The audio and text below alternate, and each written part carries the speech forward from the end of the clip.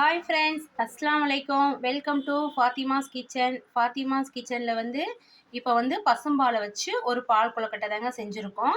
இது எப்படி செஞ்சுருக்கேன்னு சொல்லிட்டு வாங்க வீடியோக்குள்ளே போகலாம். வீடியோக்குள்ளே போகிறதுக்கு முன்னாடி ஒரு லைக் பட்டனை தட்டி விட்ருங்க. சப்ஸ்கிரைப் பண்ணாதவங்க சப்ஸ்கிரைப் பண்ணிவிட்டு எங்கள் சேனலுக்கு சப்போர்ட் பண்ணுங்கள் ஃப்ரெண்ட்ஸ். வாங்க இதை எப்படி செஞ்சுருக்கேன்னு சொல்லிட்டு இப்போ நம்ம சேனலில் பசும்பாலில் பால் கொழுக்கட்டை தாங்க நம்ம செய்ய போகிறோம். இப்போ தேவையான அளவு பச்சரிசி மாவை எடுத்து நீங்கள் இந்த மாதிரி உருண்டையாக உருட்டி ஒரு பாத்திரத்தில் வச்சு இதை ஒரு 10 நிமிஷம் அவிச்சு எடுத்துக்கலாங்க. இந்த மாதிரி அடுப்பில் வச்சு ஒரு 10 நிமிஷம் நல்லா குக் பண்ணால் போதுங்க. குக் பண்ணி எடுத்ததும் நம்ம பசும்பாலை காய்ச்சி எடுத்துக்கலாம். இப்போ நான் 1/2 லிட்டர் பால் பசும்பால் தாங்க எடுத்திருக்கேன். இந்த பசும்பால் ஏற்கனவே காய்ச்சின பால் இன்னொரு தடவை நல்லா கொதி வரணும். கொதி வந்ததுக்கப்புறம் நம்ம அதை அவிச்சு வச்சுருக்க அந்த பால் கொழுக்கட்டையை இதில் போட்டு நல்லா கொதிக்க விடணும். பால் பொங்கி வரட்டும். இப்போ பால் நல்லா பொங்கிருச்சுங்க. பொங்கி ஒரு 5 மினிட்ஸ் நல்லா கொதி வரட்டும். அப்போ தான் நல்லா டேஸ்ட்டாக இருக்கும். நல்லா ஒரு 5 மினிட்ஸ் கொதிச்சதுக்கப்புறம் நம்ம இதுவும் வெந்துருச்சுங்க. இதுவும் சூப்பராக வெந்துருச்சு. இதோட பாலோடு நம்ம ஆட் பண்ணிக்கலாம். இந்த மாதிரி வேக வச்சு போட்டிங்கன்னா ரொம்ப டேஸ்ட்டாக இருக்கும். நீங்கள் அப்படியே போடுறதா இருந்தாலும் போட்டுக்கலாம். இருந்தாலும் இந்த மாதிரி வேக வச்சு போடுறதா ரொம்ப டேஸ்ட்டு கொடுக்கும் உங்களுக்கு. இப்போ நம்ம இதில் அந்த அவிச்ச அந்த பால் கொழுக்கட்டை எல்லாமே இதில் ஆட் பண்ணியாச்சுங்க. பாலோடு சேர்த்து ஆட் பண்ணிட்டோம்.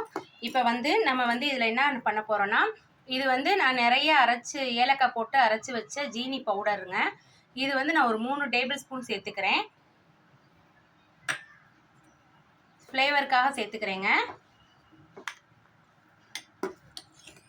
நல்லா கொதி வரணும். நல்லாவே கொதி வந்துருச்சுங்க. நான் இதை மொத்தமே 600 பால் எடுத்திருக்கேன். 1/4 கிலோ மாவு எடுத்திருக்கேன். இந்த கப்பில் 2 கப்பு ஜீனி ஆட் பண்ணிக்கிறேங்க. ஜீனி ஆட் பண்ணிக்கலாங்க. ஜீனி ஆட் பண்ணி நல்லா ஒரு 5 மினிட்ஸ் நல்லா கொதி வரணும். நல்லா கொதி வந்துருச்சுங்க. இப்போ நம்ம ஒரு பிஞ்சு உப்பு போட்டுக்கலாங்க. ஒரு பிஞ்சு உப்பு போட்டோம்னா டேஸ்ட்டை தூக்கி கொடுக்கும். இப்போ இது உங்களுக்கு இந்த மாதிரி பால் மாட்டி தானே இருக்குது. இதை நம்ம கெட்டி ஆக்கணும். அதுக்கு என்ன செய்யணும், ஒரு 2 டேபிள் ஸ்பூன் அரிசி மாவு எடுத்து ஒரு பாத்திரத்தில் கரைச்சி இதோட ஆட் பண்ணணும். வாங்க இப்போ 2 டேபிள் ஸ்பூன் அரிசி மாவு எடுத்து நான் கரைச்சி இதோட ஆட் பண்ணிக்கிறேங்க. ஆட் பண்ணதும் நல்லா உங்களுக்கு திக்னஸாக வந்துடும். நல்லா சாப்பிட்றதுக்கும் ரொம்ப டேஸ்ட்டாக இருக்கும். இதில் நீங்கள் ஏலக்காய் நல்லா தட்டி போடுறதுல அந்த ஃப்ளேவர் ரொம்ப டேஸ்ட் இறங்கி சூப்பராக இருக்கும். மாவு ஊற்றுனதுக்கப்புறம் நம்ம ஒரு 5 மினிட்ஸ் கொதிக்கட்டுங்க. அவ்வளோதாங்க. அந்த மாவு கரைச்சி ஊற்றினோடனே உங்களுக்கு அந்த பால் கொழுக்கட்டை பதம் வந்துருச்சுங்க. இதை நீங்கள் அந்த பசும்பால் ஊற்றி நாட்டு சர்க்கரையும் போட்டு செய்யலாம், வெல்லம் போட்டு செய்யலாம், கருப்பட்டி போட்டு செய்யலாம். நான் சுகர் ஆட் பண்ணியிருக்கேன். ரொம்பவே டேஸ்ட்டாக இருக்கும். இந்த வீடியோஸ் பிடித்திருந்தால் மறக்காமல் சப்ஸ்கிரைப் பண்ணுங்கள் ஃப்ரெண்ட்ஸ்.